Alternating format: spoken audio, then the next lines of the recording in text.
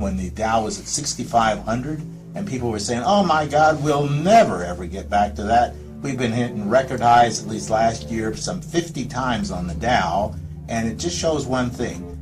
If you're in the market, even on the downside, it's still in the long haul the best place to be, bar none. Certainly you're not going to make any money on your money market accounts, less than 1%. You might as well forget that because you're not even covering inflation. So it's clear evidence that the right place and the right time is to stay with it. And those people who got out early are still crying as we speak today. I agree. Yeah, it's a financial planning business, not the market prediction business, because we don't know any more than you do what's going to happen over the next month, 2 months, 6 months, or even a year.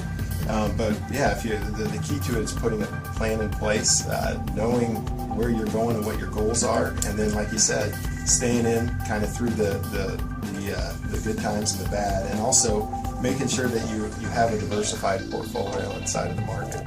We have a lot of people that will come into us and just ask us, can I retire? Or how do I know when I can retire?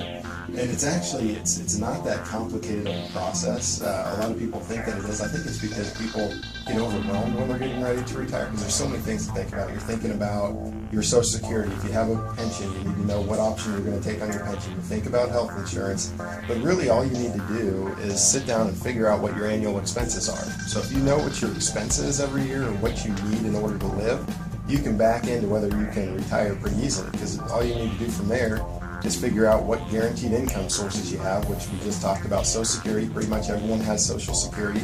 Some people have pensions. There could be other sources of guaranteed income. But whatever of your expenses are not covered by guaranteed income, you're going to need to take out of your portfolio. So that's where you need to figure out what is the percentage that you're taking out of your portfolio every year. We call it your portfolio reliance rate. And if you are, we want to see a portfolio reliance rate of 5% or less typically, because if you're over that, we might recommend that either you work longer, we're going to have to come up with some sort of strategy to make sure that you don't run out of money someday, because that's the worst thing that can happen to somebody is they run out of money when they're 89, but then they live until they're 95.